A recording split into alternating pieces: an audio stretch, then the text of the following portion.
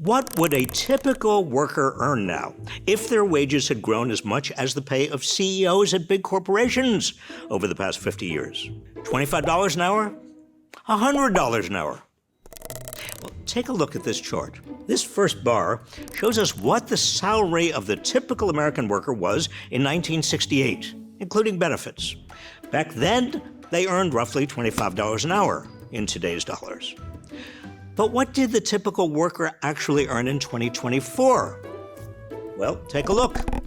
The typical worker's earnings went up to $36.49 an hour. Good news, right? Who wants to celebrate? Not so fast. Back to my original question. If worker pay had climbed as much as CEO pay since the late 1960s, what would the typical worker earn today? Ready for this? $432 per hour.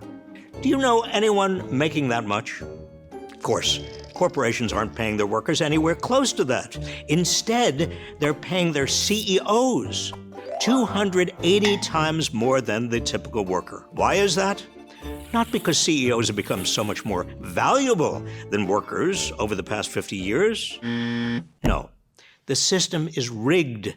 Big corporations chronically underpay workers compared to the workers' productivity on the job. Productivity, that is the value of their output, has soared and resulted in record corporate profits. But instead of sharing profits with their workers, corporations and their CEOs are instead siphoning them off into stock buybacks, which have also hit record levels in recent years. Stock buybacks reduce the number of shares available for investors to purchase, which drives up the value of the remaining shares. Just simple supply and demand. These rising share prices bump up CEO pay because increasingly part of their compensation is in shares of stock. Stock buybacks used to be considered illegal stock manipulation until Ronald Reagan came along. Shocking, I know.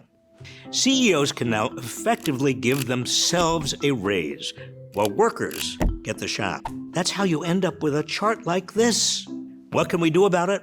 We can raise the federal minimum wage, which hasn't been increased since 2009.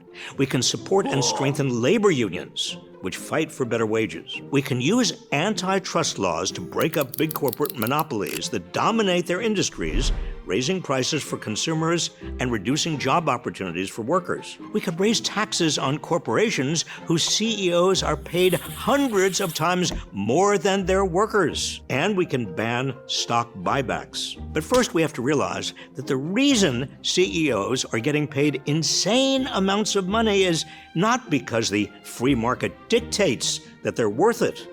It's because we're letting them get away with it.